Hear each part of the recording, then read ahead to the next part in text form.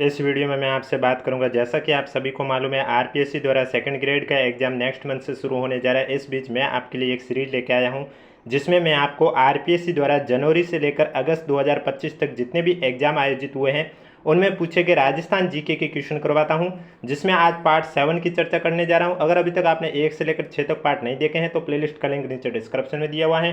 Daily ये class आपको इसी समय इस यूट्यूब चैनल पर देखने को मिलती है, इसलिए अगर अभी तक आपने हमारा चैनल सब्सक्राइब नहीं किया तो चैनल जरूर सब्सक्राइब करें, नोटिफिकेशन भी ऑन रखें और वीडियो पसंद आए तो वीडियो को लाइक जरूर करें और कमेंट बॉक्स में भी हमें जरूर बताएं कि आपको वीडियो कैसा लगा, क्योंकि जब आप वीडियो पर लाइक करोगे, कमेंट करोगे, तभी हमें पता चलेगा कि आपको ये सीरीज पसंद आ रही है और हम आपके लिए एग्जाम तक ये सीरीज कंटिन्यू रख सकते हैं। और जिन भी स्टूडेंट को अगर पीडीएफ चाहिए एग्जाम जैसे वीडियो कंप्लीट हो उसके बाद, अगर आपको हाथों हाथ पीडीएफ चाहिए जिसमें आपको आरपीएससी द्वारा 2024 में पूछे गए जितने भी राजस्थान जीके के क्वेश्चन हैं, उसके अलावा करंट अफेयर के क्वेश्चन, और 2025 में अब तक जितनी भी मैंने क्लासें ली है, करंट अफेयर की 3-4 क्लास ले चुका हूं जो कि आरपीएससी द्वारा 2025 में पूछे गए हैं, और इसके अलावा अब तक जो ये 7वीं क्लास तक की सभी की पीडीएफ अगर आपको चाहिए तो इसके लिए आपको क्या करना होगा, हमारे यूट्यूब चैनल की मेंबरशिप ज्वाइन करनी होगी।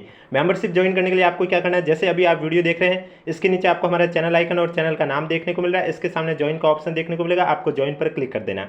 जैसे ही आप ज्वाइन पर क्लिक करोगे उसके बाद आपके सामने इस तरह से मेंबरशिप का पेज ओपन होगा, जिसमें आपको ब्लू कलर के ऊपर व्हाइट कलर में लिखा होगा ज्वाइन, आपको यहाँ पर क्लिक करना होगा और मात्र 29 रुपये की मेंबरशिप ज्वाइन कर लेनी है। जैसे ही आप हमारे यूट्यूब चैनल की मेंबरशिप ज्वाइन कर लेते हो उसके बाद आपको क्या करना होगा, हमारे यूट्यूब चैनल के कम्युनिटी पोस्ट पर आ जाना है, या फिर आपके सामने एक ऑप्शन आ जाएगा मेंबरशिप का, उस पर भी आप आ सकते हो। वहाँ पर आपको एक टेलीग्राम ग्रुप का लिंक शो होगा, आपको ये टेलीग्राम ग्रुप ज्वाइन कर लेना। ये टेलीग्राम ग्रुप का लिंक सिर्फ और सिर्फ जिन्होंने मेंबरशिप ज्वाइन किए उन्हीं को ही शो होगा, सभी कैंडिडेट को शो नहीं होगा।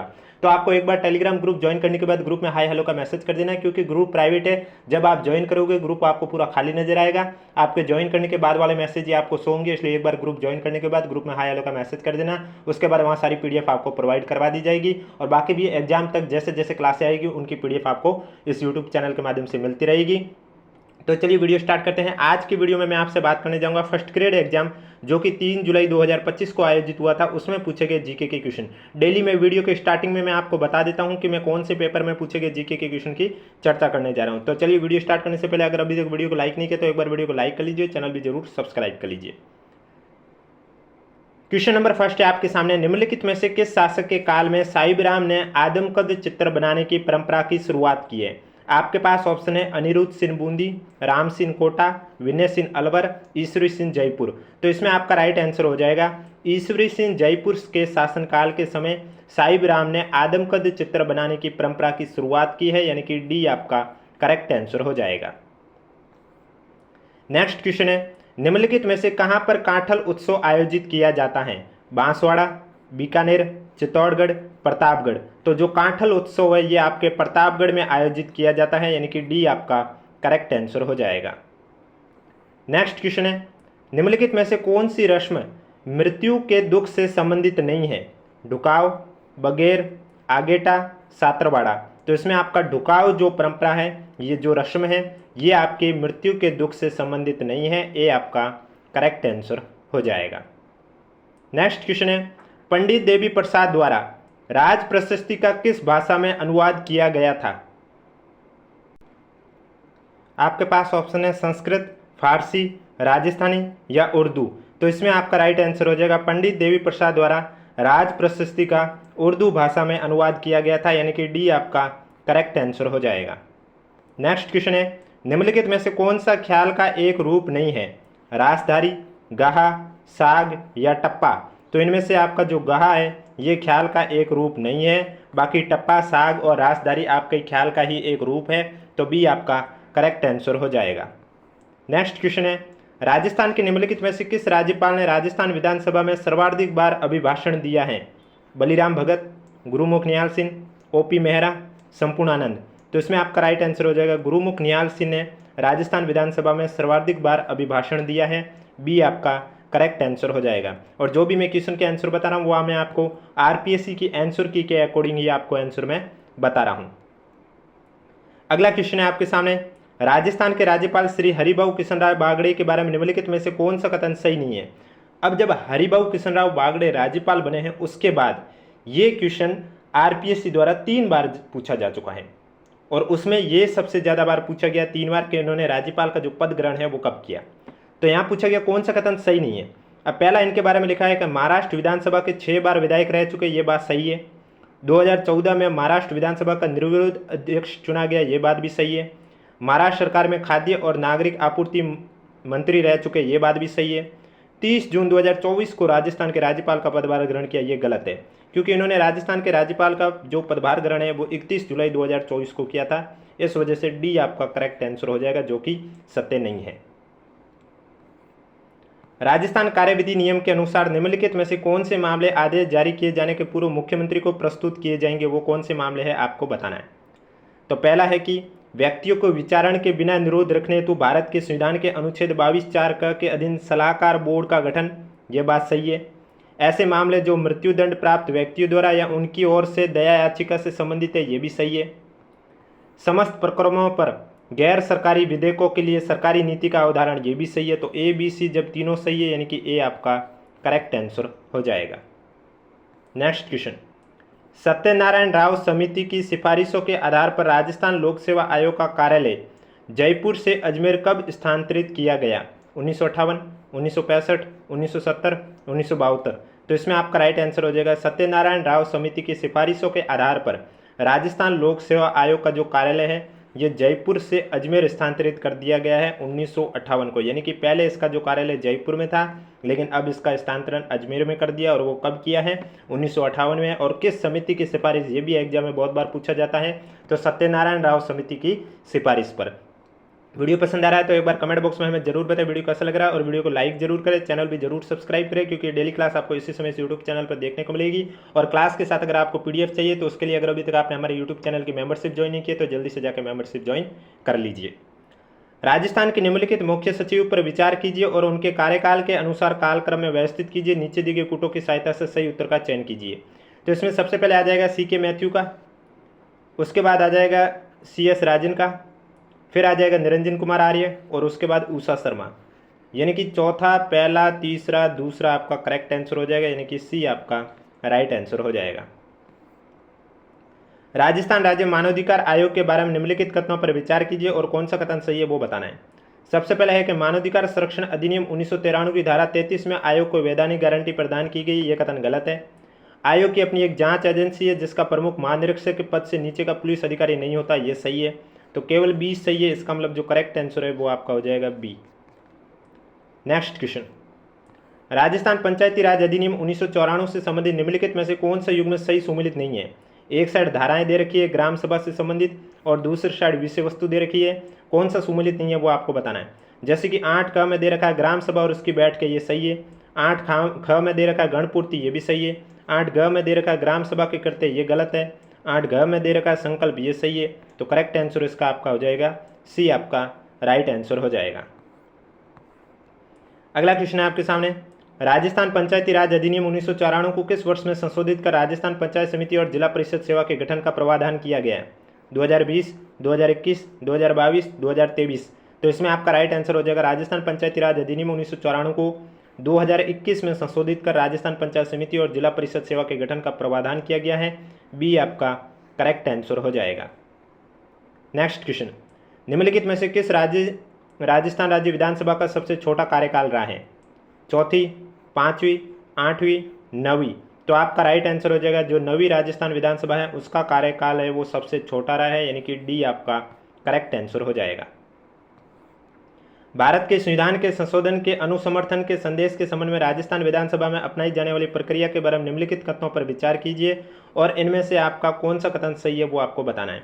पहला दे रखा है, यदि अध्यक्ष द्वारा जब सदन सत्र में हो संसद के किसी सदन से संविधान के अनुच्छेद 368 के परंतु के अधीन संविधान के किसी संशोधन के अनुसमर्थन के लिए संदेश प्राप्ति हो तो वो उसके प्राप्त होने के बाद शीघ्र सदन को संदेश की सूचना देगा और उसे सदन के पटल पर रखेगा, ये गलत है। दूसरा है, प्रमुख शासन सचिव संदेश प्राप्ति के बाद यथासाध्य शीघ्र और प्रत्येक स्थिति में इसके प्राप्त होने की तारीख से 3 दिन के भीतर उसकी एक प्रति राज्य सरकार को भेजेगा, ये सही है। जब ये सही है तो करेक्ट आंसर आपका हो जाएगा बी, आपका राइट आंसर हो जाएगा।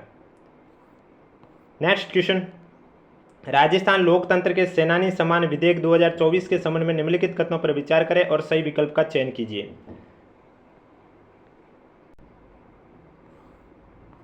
तो इस क्वेश्चन में आपका जो करेक्ट आंसर है वो हो जाएगा बी, यानी कि इस विधेयक में आपातकालीन अवधि क्वेश्चन था कि राजस्थान लोकतंत्र के सेनानी सम्मान विधेयक 2024 के संबंध में निम्नलिखित कथनों पर विचार कीजिए, सही विकल्प को चुनिए।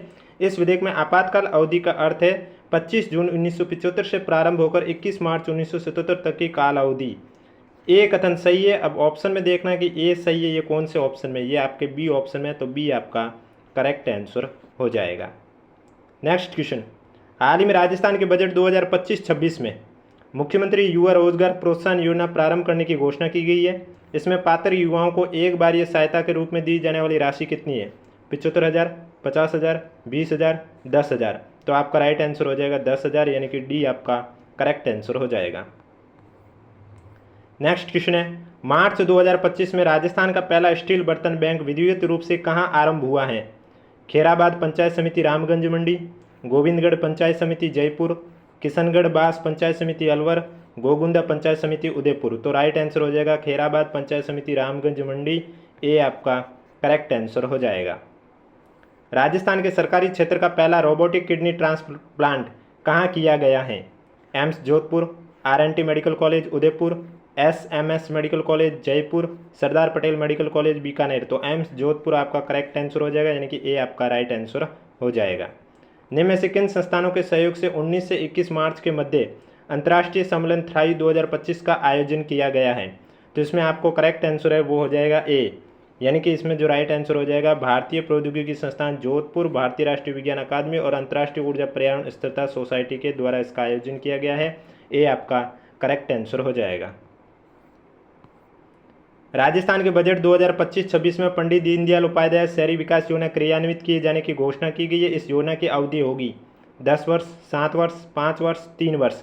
तो आपका राइट आंसर हो जाएगा दीनदयाल उपाध्याय शहरी विकास योजना क्रियान्वित किए जाने की घोषणा की गई है, इसकी अवधि 7 वर्ष होगी। बी आपका करेक्ट आंसर हो जाएगा। हाल ही में 8 मार्च 2025 को association of state road transport undertaking नई दिल्ली द्वारा राजस्थान राज्य पथ परिवहन निगम को कितनी श्रेणियों में पुरस्कृत किया गया है? 1 श्रेणी में विजेता, 2 श्रेणी में रनर अप, 3 श्रेणी में रनर अप, 3 श्रेणी में विजेता, 2 श्रेणी में विजेता और 1 श्रेणी में रनर अप। अब देखो, जो मैं आपके लिए करंट अफेयर के अलग से लेके आऊँ तो उसमें ये क्वेश्चन करवा चुका था मैं आपको। 3 श्रेणियों में रनर अप, बी आपका करेक्ट आंसर हो जाएगा। पद्मश्री पुरस्कार 2025 में विजेताओं के नाम है एक साइड और दूसरे साइड उनका क्षेत्र दे रखा है। आपको सम्मिलित करके करेक्ट आंसर बताना है। यह भी क्वेश्चन मैं आपको करंट अफेयर वाली क्लास में करवा चुका था, जिसमें बैजनाथ महाराज दे रखा है, जिनका हो जाएगा आध्यात्मिकता, बेगम बतूल है, इनका हो जाएगा कला में, सीन काफ निजाम का हो जाएगा साहित्य और शिक्षा। और मैंने आपको पहले भी कहा था कि सीन काफ निजाम का दूसरा नाम शिव किशन बिस्सा भी आपको याद रखना है।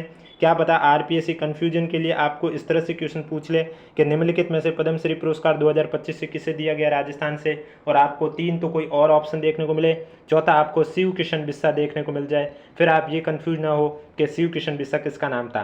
तो ये नाम था आपके सीन काफ निजाम का। तो इसमें आपका जो करेक्ट आंसर है वो आपका हो जाएगा तीसरा, दूसरा, पहला, यानी कि डी आपका करेक्ट आंसर हो जाएगा। अगला क्वेश्चन है आपके सामने, फरवरी 2025 में आयोजित CS चैलेंजर कप बैडमिंटन प्रतियोगिता के लिए निम्नलिखित कथनों पर विचार कीजिए और सही विकल्प को चयन कीजिए। कथन फर्स्ट दे रखा है कि राजस्थान लेखा सेवा महिला टीम ने फाइनल में चिकित्सा सेवा टीम को 4-3 से हराकर लगातार तीसरे साल ये ट्रॉफी जीती है। ये कथन गलत है और मैंने इसको विस्तार से आपको करंट अफेयर की क्लास में बता चुका हूँ। CS चैलेंजर कप बैडमिंटन प्रतियोगिता का 4था संस्करण था, ये भी गलत था। जब दोनों कथन सत्य नहीं है तो डी आपका करेक्ट आंसर हो जाएगा। देखो, करंट अफेयर वाले क्वेश्चन को विस्तार से मैं आपको करंट अफेयर की क्लास में करवा चुका था। मार्च 2025 में थाईलैंड में आयोजित हुए AFC beach soccer Asian cup में राजस्थान के किस खिलाड़ी ने हिस्सा लिया था? अमित जैन, अमित गोदारा, अमित कोठारी, अमित राठौड़। तो आपका राइट आंसर हो जाएगा अमित गोदारा ने थाईलैंड में जो आयोजित हुए AFC beach soccer Asian cup में राजस्थान के रूप में खिलाड़ी के रूप में इन्होंने भाग लिया था। नेक्स्ट क्वेश्चन, राजस्थान में निम्नलिखित में से किस बालुका स्तूप को जीवावशेष बालुका स्तूप भी माना जाता है? अवरोधी, बरखान, अनुदेद्रे, अनुप्रस्थ। तो इसमें आपका राइट आंसर हो जाएगा राजस्थान में अवरोधी बालुका स्तूप को जीवावशेष बालुका स्तूप भी माना जाता है। ए आपका करेक्ट आंसर हो जाएगा।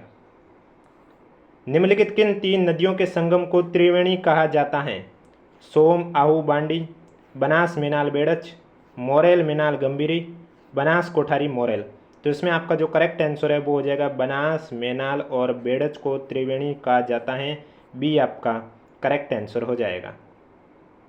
नेक्स्ट क्वेश्चन, उष्ण और अर्ध उष्ण कटिबंधीय स्टेपी तुल्य जलवायु BSHW निम्न में से किस जिले के समूह में पाई जाती है? बांसवाड़ा, डूंगरपुर, उदयपुर, जैसलमेर, बीकानेर, बाड़मेर, जयपुर, अलवर, भरतपुर, पाली, सीकर, झुंझुनू। तो इसमें आपका राइट आंसर हो जाएगा उष्ण और अर्ध उष्ण कटिबंधीय स्टेपी तुल्य जलवायु BSHW, ये आपके पाली, सीकर और झुंझुनू जिलों में पाई जाती हैं। डी आपका करेक्ट आंसर हो जाएगा। नेक्स्ट क्वेश्चन, 31 मार्च 2023 की स्थिति के अनुसार राजस्थान के कुल वन क्षेत्रफल वाले सर्वोच्च 3 जिले कौन से थे? उदयपुर, अलवर, बारां, उदयपुर, बारां, प्रतापगढ़, उदयपुर, अलवर, चित्तौड़गढ़, उदयपुर, बारां, करौली। तो आपका राइट आंसर हो जाएगा उदयपुर, बारां और करौली, यानी कि डी आपका करेक्ट आंसर हो जाएगा। अगला क्वेश्चन है, माई और बनास बेसिन में निम्नलिखित में से कौन सी फसल सर्वाधिक मात्रा में पैदा की जाती है? सोयाबीन, ज्वार, मक्का या ग्वार? तो मक्का है ये आपके माई और बनास बेसिन में सर्वाधिक फसल है जो पैदा की जाती है। सी आपका करेक्ट आंसर हो जाएगा। पशुगणना 2019 के अनुसार निम्नलिखित में से कौन सा सुमेलित नहीं है वो आपको बताना है। तो यहाँ पर आप देख सकते हैं भारत में राजस्थान का प्रतिशत दे रखा है, बकरियाँ का 12.05 दे रखा है, ये गलत है। भेड़ का 10.64 सही है, ऊँट का 84.43 सही है, भैंस का 12.47 सही है। तो ए आपका करेक्ट आंसर हो जाएगा जो कि सुमेलित नहीं है। राजस्थान में 2001 से 2011 के मध्य सबसे कम जनसंख्या वृद्धि दर वाले जिलों का युग्म कौन सा है? पाली, सिरोही, गंगानगर, झुंझुनू, टोंक, बीकानेर, हनुमानगढ़, चूरू। तो 2001 से 2011 के मध्य जनसंख्या वृद्धि दर सबसे ज़्यादा दशकीय जनसंख्या वृद्धि दर बाड़मेर जिले की थी, लेकिन सबसे कम आपके गंगानगर और झुंझुनू, यानी कि बी आपका करेक्ट आंसर हो जाएगा। वीडियो पसंद आ रहा है तो एक बार वीडियो को लाइक कर लीजिए, चैनल भी जरूर सब्सक्राइब कर लीजिए, क्योंकि ये डेली क्लास आपको इसी समय इस यूट्यूब चैनल पर देखने को मिलेगी। और क्लास के साथ PDF प्राप्त करने के लिए अगर अभी तक आपने हमारा यूट्यूब चैनल की मेंबरशिप ज्वाइन नहीं की तो जल्दी से जाकर मेंबरशिप ज्वाइन कीजिए। मेंबरशिप ज्वाइन करने के बाद PDF कैसे मिलेगी वीडियो के स्टार्टिंग में मैं आपको बता चुका हूँ, आप वीडियो को स्टार्टिंग में जाकर देख सकते हैं और PDF भी प्राप्त कर सकते हैं। जनगणना 2011 के अनुसार निम्नलिखित में से कौन सा सुमेलित नहीं है? एक साइड आपको जिले दे रखे हैं और दूसरी साइड बाल लिंग अनुपात 2011 की जनगणना के अनुसार दे रखा है। अब बांसवाड़ा में 934 सही है, प्रतापगढ़ का 933 सही है, लेकिन उदयपुर का 926 गलत है। तो अब आपको कमेंट बॉक्स में बताना है कि उदयपुर का बाल लिंग अनुपात 2011 की जनगणना के अनुसार कितना था। भीलवाड़ा 828 भी सही है, तो सी आपका करेक्ट आंसर हो जाएगा जो कि गलत दे रखा है। निम्नलिखित में से कौन सा सुमेलित नहीं है?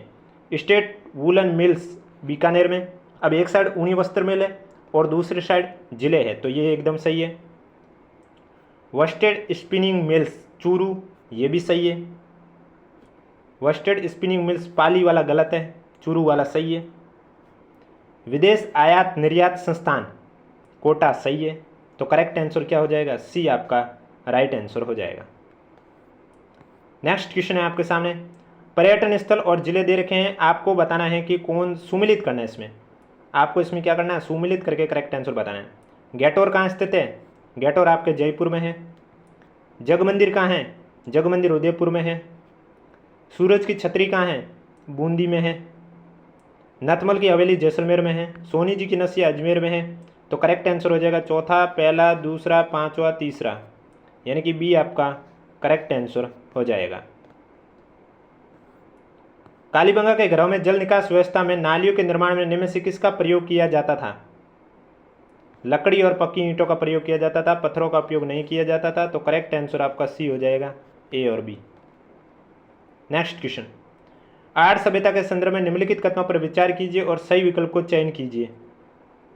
पहला है आदिवासी खेती करना जानते थे, ये सही है। आदिवासी कपड़ों की छपाई और रंगाई से परिचित थे, ये भी सही है। जब दोनों कथन सत्य है, यानी कि सी आपका करेक्ट आंसर हो जाएगा। नेक्स्ट क्वेश्चन, मंडोर के प्रतिहारों के संबंध में निम्नलिखित में से कौन सा कथन सही नहीं है वो आपको बताना है।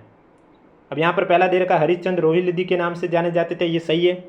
रज्जिल से मंडोर के प्रतिहारों की वंशावली प्रारंभ होती है, ये भी सही है। नागभट्ट प्रथम मंडोर से मेड़तर राजधानी ले गए थे, ये भी सही है।